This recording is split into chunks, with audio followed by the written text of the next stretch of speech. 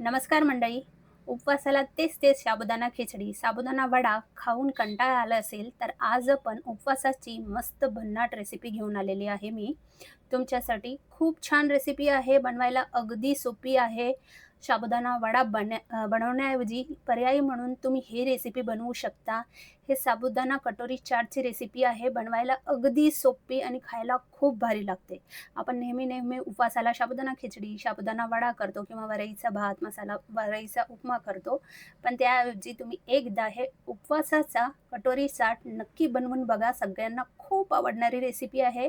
बनवायला अगदी सोपी, अगदी 15 ते 20 मिनिटात बनवून तयार होते आणि त्याचबरोबर खायला अप्रतिम लागते. खूप सोपी रेसिपी आहे. तर चला करूया रेसिपीला सुरुवात. त्यासाठी सर्वात आधी एका पॅनमध्ये आपण 2 चमचे इतकं तेल ॲड करून घेऊया. याच्यात आपण एक 2 ते 3 चमचे शेंगदाणे म्हणजे पाव वाटी शेंगदाणे छान तेलात इथे तळून घेऊया. इथे मी भाजलेले शेंगदाणे तळून घेत आहे. तुम्ही कच्चे शेंगदाणे तळून घेतले तरीही चालेल. तळून घेतले की जे आपले शेंगदाणे आहे ते खायला अगदी कुरकुरीत लागतात. त्याची चव खूप भारी लागते. म्हणून आपण इथे शेंगदाणे तळून घेतलेले आहे. तर सर्वात आधी आपण इथे छान थोडा कुरकुरीत होईपर्यंत शेंगदाणे तळून घेतलेले आहे. आता आपण हे एका बाजूला ठेवून घेऊया. त्याच पॅनमध्ये आपण अर्धा चमचा जिरे, त्याचबरोबर बारीक चिरलेली 1-2 हिरवी मिरची, तिखट तुमच्या आवडीप्रमाणे तुम्ही कमी जास्त करू शकता. 2 हिरव्या मिरची मी अगदी बारीक चिरून घेतलेल्या आहे, तुम्ही बघू शकता. अर्धा मिनिटं छान आपल्याला हे भाजून घ्यायचं आहे. तर मंडळी, आजची रेसिपी तुम्हाला जरा जरी आवडली असेल तर प्लीज एक लाईक करायला विसरू नका. आणि तुम्ही कोणत्या देशातून, कोणत्या राज्यातून किंवा कोणत्या प्रदेशातून ही रेसिपी बघताय, मला कमेंट करून नक्की कळवा, म्हणजे मी तुमचे आभार मानू शकेल. इथे आता मी 2 मध्यम आकाराचे बटाटे उकळून घेतलेले होते. त्यानंतर याला याला छान असं कापून घेतलेलं आहे, तुम्ही बघू शकता. याच्यात ॲड करून घ्यायचं. अर्धा मिनिटं छान असं आपल्याला हे भाजून घ्यायचं आहे. त्यानंतर चवीपुरतं मीठ, म्हणजे उपवासाला जे आपण मीठ खातो सेंधव मीठ, ते ॲड करून घ्यायचं आणि भाजलेल्या शेंगदाण्याचं कूट एक 2 ते 3 चमचे याच्यात ॲड करून घ्यायचं आणि छान असं भाजून घ्यायचं आहे. तर मंडळी, तुम्ही जर माझ्या चॅनलला आत्तापर्यंत सबस्क्राईब केलं नसेल तर प्लीज सबस्क्राईब करून घ्या.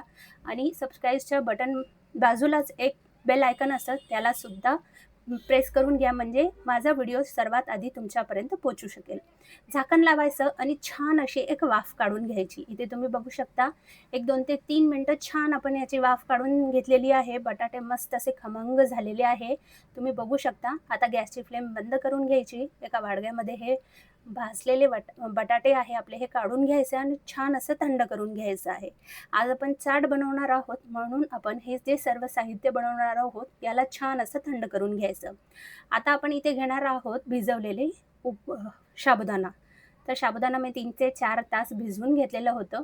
आता आपण हे एका बाउलमध्ये इथे पूर्ण काढून घेऊया. जर तुम्ही साबुदाणा न भिजवून हे रेसिपी तुम्हाला बनवायची असेल, तर साबुदाणा थोडंसं भाजून घ्यायचं आणि मिक्सरमध्ये वाटून सुद्धा तुम्ही ही रेसिपी बनवू शकता.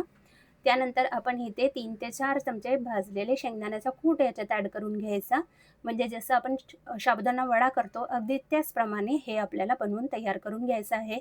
चवीपुरतं मीठ, अर्धा चमचा जिरे, बारीक चिरलेली हिरवी मिरची, 1-2 हिरवी मिरची घेतलेली बारीक चिरून आणि 2 उकळून स्मॅश केलेले मध्यम आकाराचे बटाटे इथे मी याच्यात ॲड करून घेतलेलं आहे. सर्व साहित्य इथे ॲड करून झालेलं आहे. आता छान आपल्याला हे मिक्स करून घ्यायचं आहे. जर तुम्ही साबुदाणा भिजवायला विसरला असेल तर काही हरकत नाही आहे. साबुदाणा थोडंसं भाजून घ्यायचं आणि मिक्सरमध्ये छान याची पावडर करून घ्यायची आणि त्यानंतर उकडलेले बटाटे आणि सर्व साहित्य एकत्र करून सुद्धा आपण हे छान असं याची जे वाटी असते चाटची, ते बनवून तयार करू शकतो. मी ते साबुदाणा आधीच भिजत टाकलेलं होतं, म्हणून हे पटकन बनवून तयार सुद्धा होतात. आता एक छोटीशी वाटी घ्यायची, याला छान असं तेलाचा हात लावून घ्यायचं आणि वाटीच्या आकाराचे आपल्याला इथे जे साबुदाणाचं बॅटर आहे ते याला असं छान असं लावून घ्यायचं आहे. हे बघा, या पद्धतीने. आज आपण उपवासाचा कटोरी चाट बनवत आहोत, म्हणूनच आपण कटोरीच्या आकाराचे हे वडे तळून घेणार आहोत. त्यासाठी मी इथे वाटीचा वापर केलेला आहे. तुम्ही डायरेक्ट हातावर सुद्धा वाटी बनवून तळून घेऊ शकता, पण शेप अगदी छान यावं म्हणून मी इथे वाटीचा वापर केलेला आहे. वाटी डायरेक्ट आपल्याला तेलात सोडायची आहे आणि थोडंसं एक अर्धा मिनिट झालं की लगेच वाटी काढून घ्यायची. जर तुम्ही जास्त वेळ वाटी याच्यात ठेवली की ते चिटकून जातं, म्हणजे साबुदाणा गरम झालं की ते जे वाटी आहे ह्याला चिटकून जातं, म्हणून याला पटकन काढून घ्यायचं.